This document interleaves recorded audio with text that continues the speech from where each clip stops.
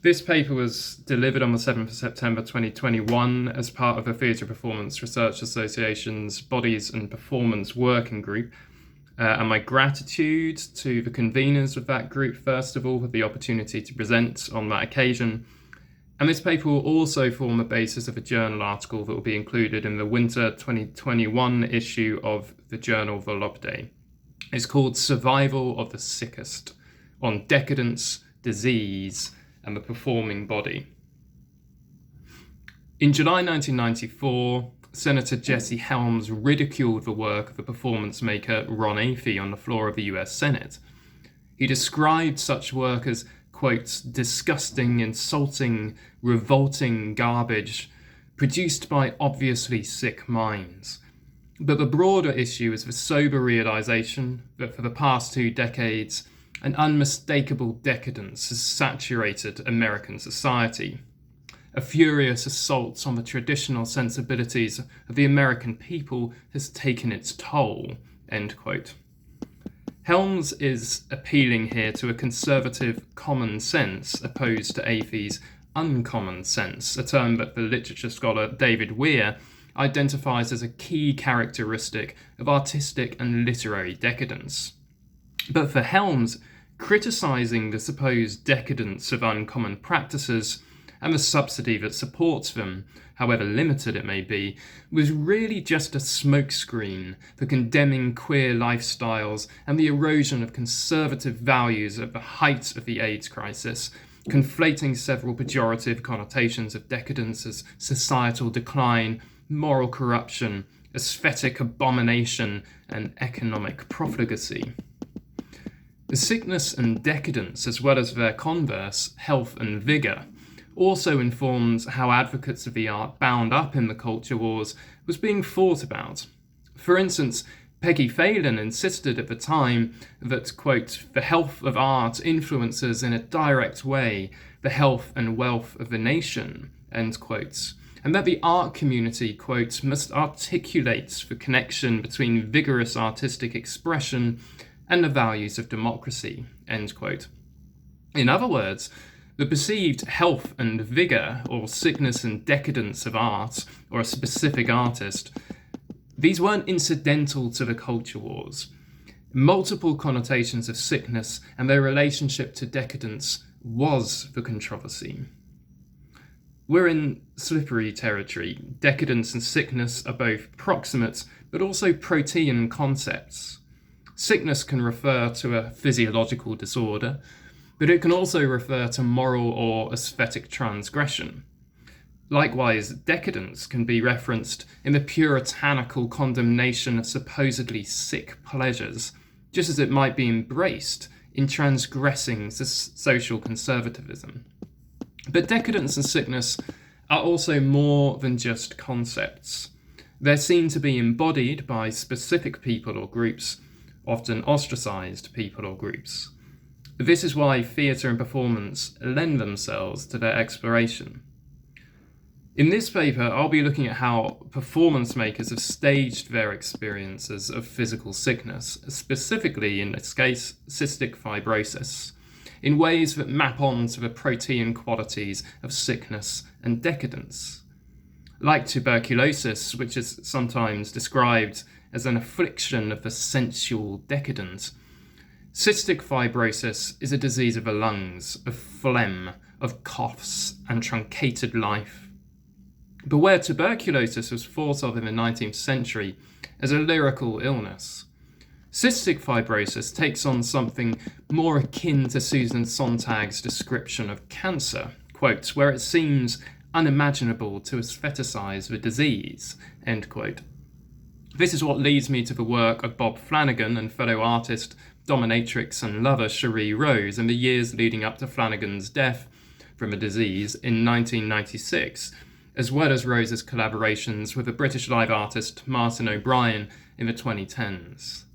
How might the unimaginability of aestheticizing cystic fibrosis become a platform for reclaiming punitive or demeaning illness metaphors? I'll also be drawing on a book by the literature scholar Barbara Spackman called Decadent Genealogies, The Rhetoric of Sickness from Baudelaire to D'Annunzio, which explores how sickness in decadent literature was treated as, quote, the ground of a new consciousness, a new interpretation of the body's relation to thought, end quote. This will become a key point of reference in what follows, but in ways that move beyond her core concern with rhetoric. Staging the performing body invites us to go further in appreciating how sickness relates to discourse and what sickness might have to say about the pleasures or power of decadence. Decadence isn't a term that's been applied to Martin O'Brien's work, although it has been used to besmirch Flanagan and Rose, by Helms, among others. For critical commentators like Helms, decadence refers to a dangerous process of moral and cultural decline that arises as a consequence of endemic perversity, degeneracy, the undoing of classical traditions, societal decay, a threat to good old-fashioned values, and the enfeeblement of body, mind, and culture. Decadence usually means all of these things for those willing to embrace it as well, and if they see each as an opportunity or a tool for exploring and expressing unconventional attractions, tastes, and desires. Put differently, where Helms sees decadence in terms of a dangerous process of decline across all areas of social and cultural life, the likes of Flanagan, Rose, and O'Brien invite us to consider decay or decline, or more specifically, sickness, in generative terms, staging the ruination of very limiting standards and values in ways that channel the desires and make use of the behaviours that those standards and values would otherwise undermine or fail to recognise altogether. To be clear, I'm not interested in identifying the hallmarks of a decadent society, as the conservative commentator Ross Douthat dubs the present moment in a book published last year. But I am interested in what Flanagan, Rose, and O'Brien have to teach us about our own viral moments. But what follows isn't about the pandemic. It's about how artists have chosen to stage cystic fibrosis. If anything, I'm looking to call out the short-sightedness of pathologizing decadent societies by contextualizing how notions of health and propriety relate to thoughts, embodiment, and sociality, as well as a space available for charting configurations of decadence and disease as the ground of an alternative consciousness, if we're to take Spackman's proclamation there at all seriously. For Rose, Bob Flanagan's life, quote, was like the story of Camille reversed. Instead of a dying young woman with a cough, it was a story of a dying young man with a cough, end quote. She's referencing Alexandre Dumas Fils' 1852 adapted play La Dame aux Camélias, best known for its romanticization of a death from tuberculosis. As Sontag acknowledges, tuberculosis is one of the diseases most encumbered by metaphor, not least with regard to its associations with intensified sexual desire, quote, a liveliness that comes from enervation, and physiological decadence, end quote. Hence, while a romantic melodrama and not a decadent play per se, La Dame aux Camélias still plays into the mythologization of tuberculosis as a decadent disease, and various stagings and adaptations have been contextualized or critically received in light of decadence. Examples range from Sarah Bernhardt's touring performances in the 1880s to one of Charles Ludlam's and the ridiculous theatrical company's more lucrative productions in the 1970s. But where discourses of decadence surrounding Bernhardt and Ludlam's productions helped with cementing tuberculosis as an affliction of the sensual decadence, and you can find out some more about those associations on the Staging Decadence blog, Flanagan and Rose resisted the romanticization of disease. They turned instead to the performing body to fight sickness with sickness, to borrow one of Flanagan's dictums, that aligns the realities of an afflicted body with a queering of the metaphors that frame sickness as objection. The sickness that Flanagan has in mind here is not just physiological. He's referencing disparaging references to the sadomasochistic practices that underpinned the world that he and Rose had built together in a mistress-slave relationship that cut across their public artworks and their private lives. Their relationship may have been heterosexual, but it was far from heteronormative.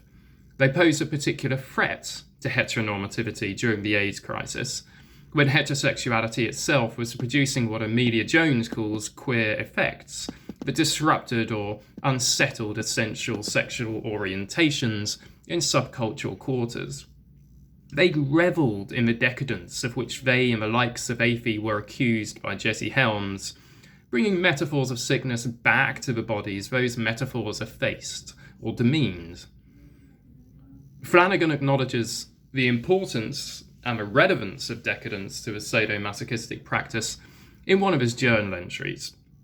He explains how, quote, "It's not just the pain that I want, there has to be an atmosphere of eroticism, of decadence, of meanness, of sincerity, of understanding, of control. Without some of these things, it's more like having a headache or toothache," end quote.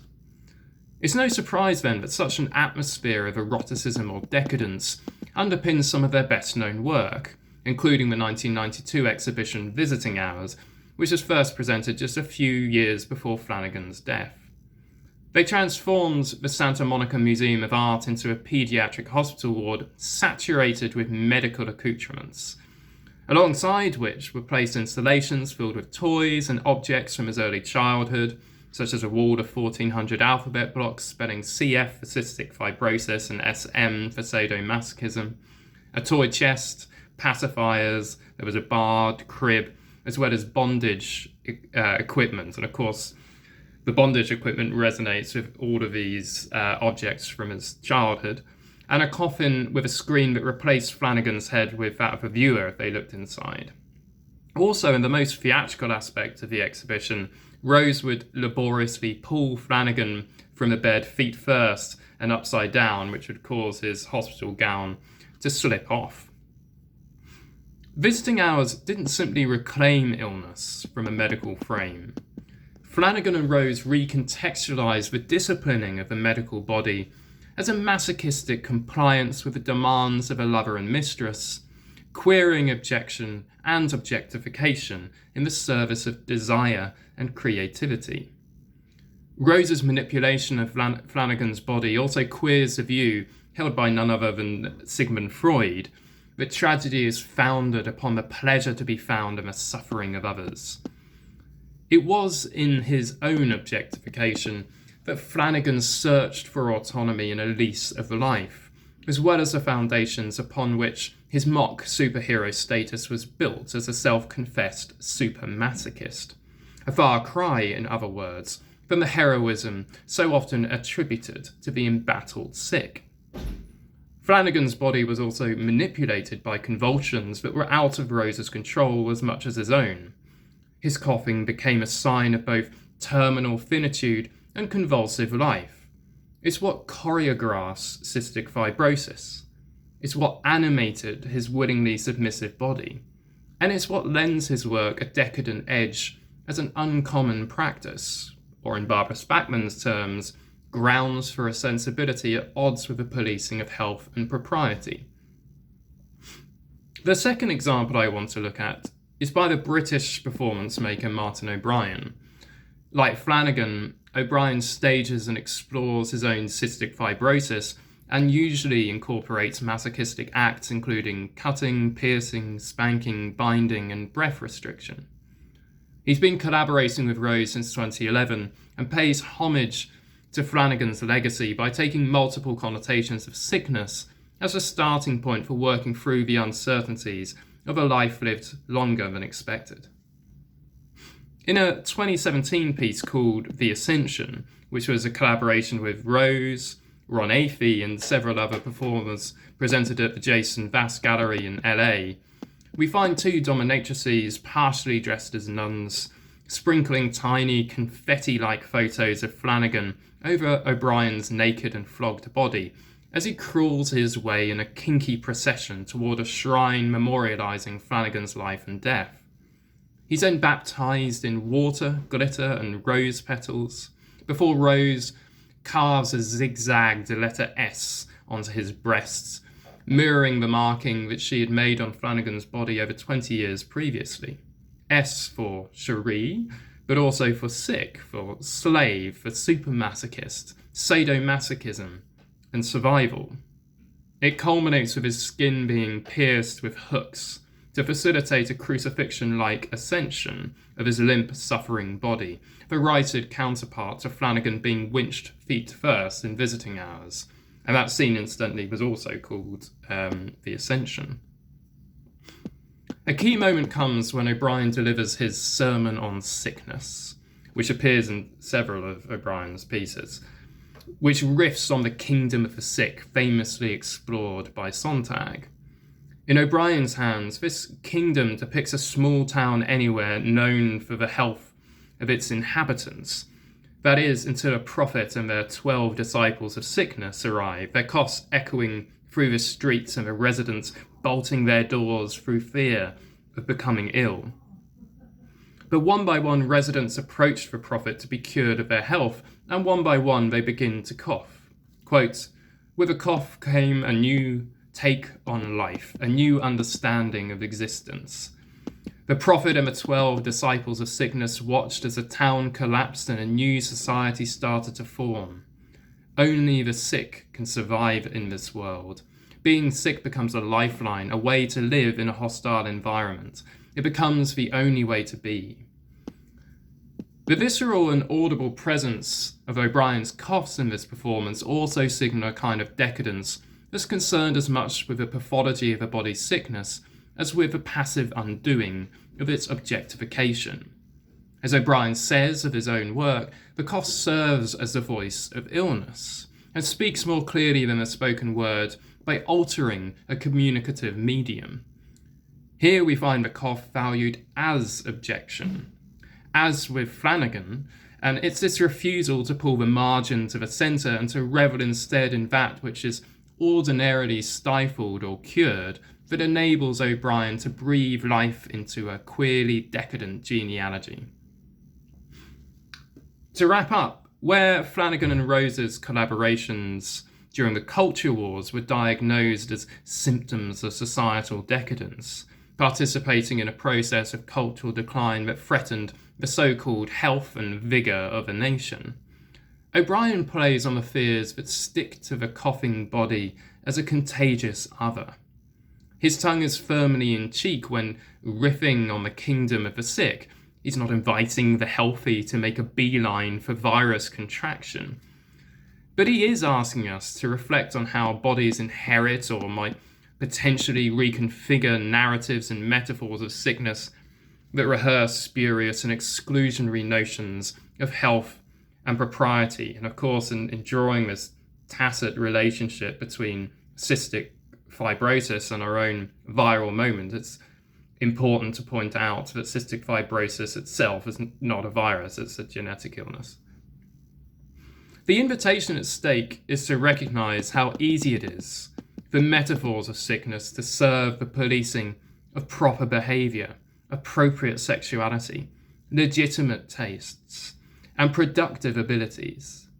It's to explore unconventional performing bodies and desires not as symptoms of societal decadence, but as that which might challenge its more puritanical harbingers.